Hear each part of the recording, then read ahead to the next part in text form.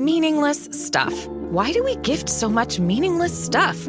Tired of generic gifts and hollow trends? Shutterfly allows you to create meaningful photo gifts for your family and friends. Whether it's a cozy fleece blanket for grandma, a stunning canvas print for mom, or a mug to make dad smile. Enjoy 40% off with code MAKE40 at Shutterfly.com and make something meaningful this year. See site for more details. This episode is brought to you by Shopify. Do you have a point of sale system you can trust, or is it a real POS? You need Shopify for retail. From accepting payments to managing inventory, Shopify POS has everything you need to sell in person. Go to shopify.com/system, all lowercase, to take your retail business to the next level today. That's shopify.com/system.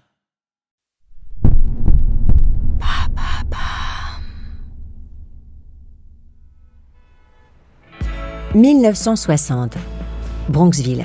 C'est un village tranquille de l'autre côté de l'Hudson, à une demi-heure de voiture de New York. C'est là que Frank Abagnale passe son enfance. C'est là que ses parents, Frank Senior et Paulette, se sont installés quand ils ont quitté le Bronx, le quartier pourri où est né Frank Junior le 27 avril 1948. Assis sur la véranda, Frank sirote un coca en regardant la rue. Cela fait des années que ses parents, Frank Senior et Paulette, ne s'entendent plus. Ils ont décidé de se séparer. « Si je perds cette maison, je perds ma vie », pense Frank. Il soupire, boit une gorgée de coca et donne un coup de poing contre la rambarde en bois. Trop occupé à enchaîner les petits boulots, Frank Senior ne s'occupe pas de son fils. Quant à Paulette, elle fait ce qu'elle peut pour élever cet enfant agité et instable. Délaissé, Frank souffre d'un manque d'attention. Il en souffrira toute sa vie. C'est pour se faire remarquer, pour qu'on s'intéresse à lui, qu'il fait des conneries. Les petites escroqueries commencent quand Frank s'installe chez son père dans le quartier de Mount Vernon, au début des années 1960. Son truc, c'est la fraude. Opérant à l'instinct, il élabore une technique simple. Il se présente dans une épicerie, un pressing ou n'importe quel commerce avec un chèque volé. Il tend le morceau de papier qu'il a falsifié et se fait remettre de l'argent en échange. Il se montre souriant et sympathique. Le plus souvent, il discute et plaisante avec le commerçant qu'il vient d'arnaquer. Prudent, Frank n'encaisse que de petites sommes, pensant ne pas attirer l'attention. Mais dans une localité de la taille de Bronxville, le petit manège d'Abagnale ne passe pas inaperçu. Des gens commencent à se plaindre. Les flics n'ont pas à chercher longtemps pour découvrir qui est le gosse qui abuse de la crédulité de ses semblables. Frank n'a pas de casier, et la police a d'autres chats à fouetter. Envoyer Abagnale en tôle ne servirait pas à grand-chose. Frank se cherchait une famille. Repéré par les flics, il cherche maintenant à se faire oublier. Le 23 décembre 1964, à 17 ans, il s'engage dans la marine américaine.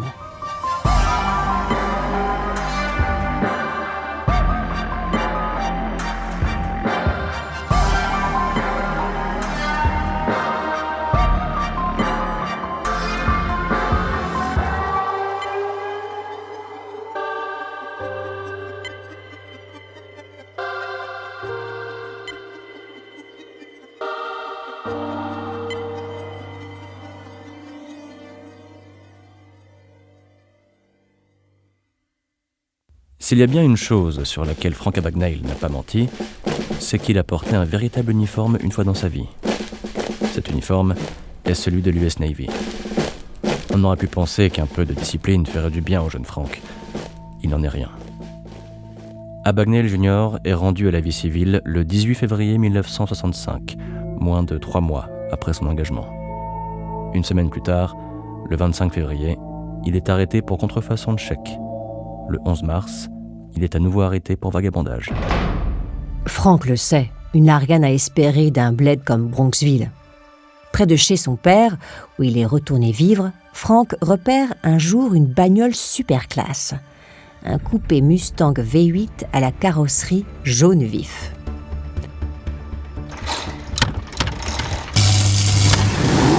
Dans la nuit du 28 au 29 mai, Frank vole la voiture et, fenêtre ouverte et laissant le vent printanier lui fouetter le visage, il prend la direction de la Californie. Il roule jusqu'à Eureka, une jolie station balnéaire au nord de San Francisco. Cette petite ville proprette de 25 000 habitants est l'endroit idéal pour démarrer une nouvelle existence.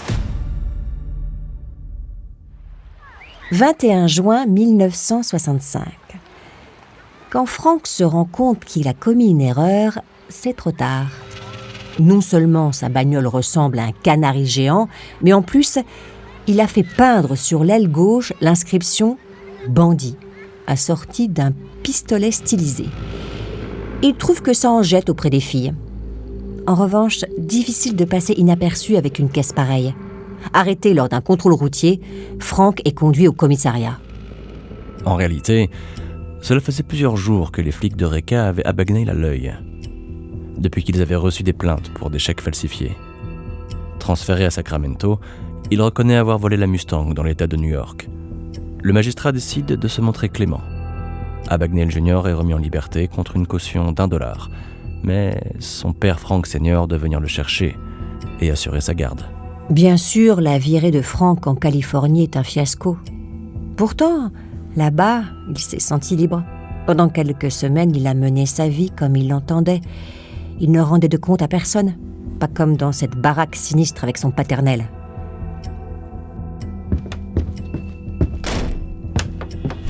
Dans sa chambre d'adolescent, Frank cherche un sens à son existence. Comment retrouver ce sentiment de liberté et de puissance ? Il pourrait se faire passer pour un pilote de ligne. Oui, pilote de ligne. Vous voyagez partout dans le monde et les gens vous admirent.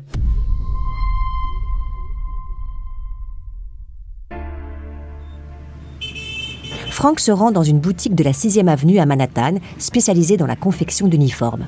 Là, il achète un costume de pilote qu'il apporte ensuite chez un tailleur italien à Tuckahoe, une localité voisine de Bronxville, pour procéder à des retouches. Le détective Henry Norman attendait avec impatience le retour d'Abagnale. Il a envie de se le payer dans les grandes largeurs. Si Frank a été jugé pour les arnaques commises en Californie, en revanche, il n'a pas été poursuivi dans l'État de New York pour les chèques falsifiés qui ont financé son trip sur la côte ouest.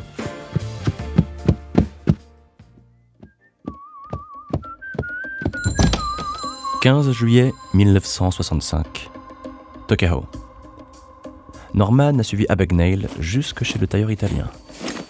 Quand l'escroc sort de la boutique avec son costume retouché et un sac en cuir contenant quelques accessoires, le flic se tient devant lui.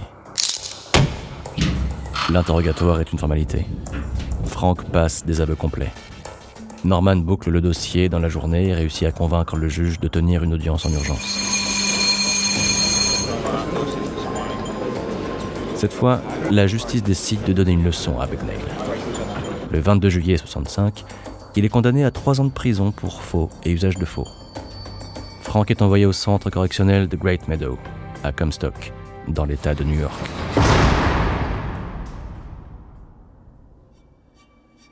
Avant de continuer cet épisode, nous voulions vous remercier pour votre écoute. Si vous voulez continuer de nous soutenir, abonnez-vous à la chaîne Bababam Plus sur Apple Podcasts. Cela vous permettra une écoute en avant-première et sans interruption. Ou bien écoutez ce message de notre partenaire, sans qui ce podcast ne pourrait exister. Ne partez pas. On se retrouve tout de suite. This message is sponsored by Greenlight. We all know the old saying about teaching a man to fish, and as parents, we want our kids to learn the things that will set them up for success. So this holiday season, give kids money skills that last well beyond 2024 with Greenlight. Greenlight is a debit card and money app made for families, where kids learn how to save, invest, and spend wisely with parental controls built in. Sign up today at greenlight.com/Spotify. Greenlight.com/Spotify. 8 mai 1967. Quand Frank est libéré sur parole 2 ans plus tard, il flotte sur les États-Unis à un air de contestation intense. Le pays se prépare à vivre le Summer of Love. Mais Frank n'en a rien à fiche des hippies de son âge. Il n'en a rien à fiche des gars qui meurt au Vietnam. Lui, ce qu'il veut, c'est ressembler à un pilote de ligne, un type qu'on respecte et qu'on admire. Une semaine après sa sortie de tôle, il se remet à encaisser des chèques falsifiés. Il ne va quand même pas accepter des petits boulots pourris comme son père, non ? « 20 juin 1967. Un mois et demi plus tard, 2 troopers arrêtent Frank Abagnale à l'aéroport Logan de Boston pour vol de voiture, faux et usage de faux. Placé en préventive pendant 4 mois, il plaide coupable devant la Cour supérieure du Massachusetts en échange d'une peine réduite. Mais l'État de New York demande sa comparution pour violation de sa liberté conditionnelle. Le 27 décembre 1967, il est renvoyé à la prison de Comstock, où il reste enfermé jusqu'au 24 décembre 1968. Dans son autobiographie, parue en septembre 80, Abagnale affirme avoir accompli ses exploits les plus spectaculaires dans la seconde moitié des années 60. La réalité est très différente. Du 23 décembre 64 à février 65, il était engagé dans la marine US. Du 21 juin 65 au 24 décembre 68, il a passé le plus clair de son temps en prison.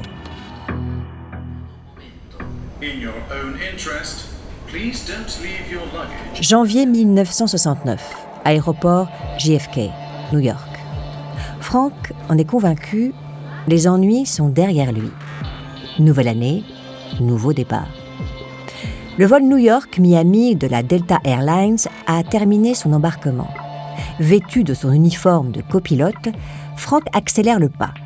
Il se met presque à courir et monte dans l'appareil juste avant que l'hôtesse ferme la porte. Frank est inscrit sur le manifeste de vol. Il va faire le voyage à destination de la Floride sur le siège vacant. C'est une pratique régulière des compagnies aériennes. Elles acceptent de convoyer gratuitement des pilotes ou des ingénieurs de compagnies concurrentes pour se rendre service. L'hôtesse qui accueille Abagnale est une superbe blonde. Elle s'appelle Paula Parks. Elle habite la Nouvelle-Orléans. Le copilote qu'elle vient d'embarquer à la dernière minute lui fait une drôle d'impression. Il dégage une odeur, comme s'il avait peur de quelque chose. Malgré tout, elle l'installe sur le siège prévu pour lui et part s'occuper des autres passagers. Pendant le vol, le type se conduit de façon bizarre. Au lieu de rester à sa place, il rejoint les hôtesses dans la cambuse, là où elles préparent le bateau repas. Il plaisante avec les filles. Il est sympathique et drôle, et assez insistant. Ne voulant pas se montrer impoli, Paula accepte de donner son numéro à Frank Abagnale. Quand elle arrive à l'escale, elle oublie toute cette histoire et reprend le cours de sa vie. Si Frank possède une qualité, c'est la ténacité. Il ne lâche jamais l'affaire. Arrivé à Miami, il réussit à se procurer les plannings des hôtesses de Delta Airlines et surtout celui de Paula Parks. Quelques jours plus tard, toujours vêtu de son uniforme, Frank attend Paula, un bouquet de fleurs en plastique à la main, à sa descente d'avion à la Nouvelle-Orléans. « J'ai quelques jours de congé », annonce Frank. « Je me suis dit que nous pourrions en profiter pour passer un peu de temps ensemble. » Interloquée, Paula répond qu'elle n'a pas de vacances. Elle est entre 2 avions. Là, elle repart pour Washington. Washington ? Génial ! J'adore Washington. Je connais la ville comme ma poche. Je peux vous faire visiter. C'est un chouette endroit. Allez, je vous accompagne. Mortifiée par la proposition, Paula n'ose pas refuser. Pendant 2 jours, elle suit Abagnale dans les rues de la capitale américaine. Plus le temps passe, et plus Paula se sent mal à l'aise. Il y a quelque chose qui cloche chez ce type. Mais elle ne veut pas se montrer mal élevée. Elle n'a qu'une hâte, en finir. Quand elle quitte Frank au terme de son escale, Paula espère qu'elle en a terminé avec lui. Pourtant, quand elle rentre chez elle en Louisiane la semaine suivante, Abagnale est à nouveau là, à l'attendre.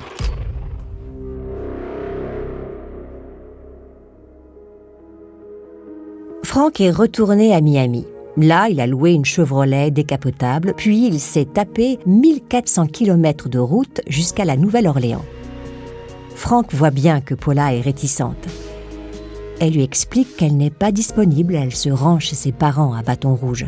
« Montez, je vous emmène », propose Frank. Le trajet passera plus vite si on le fait ensemble.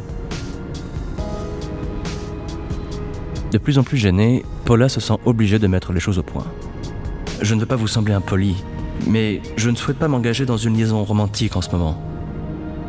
Frank hoche la tête et lève les mains pour signifier qu'il comprend les hésitations de la jeune femme. Malheureusement pour elle, Paula n'est pas au bout de ses surprises. C'est quand Frank gare la Chevrolet devant la maison des Parks à Bâton Rouge en fin d'après-midi que les vrais ennuis commencent.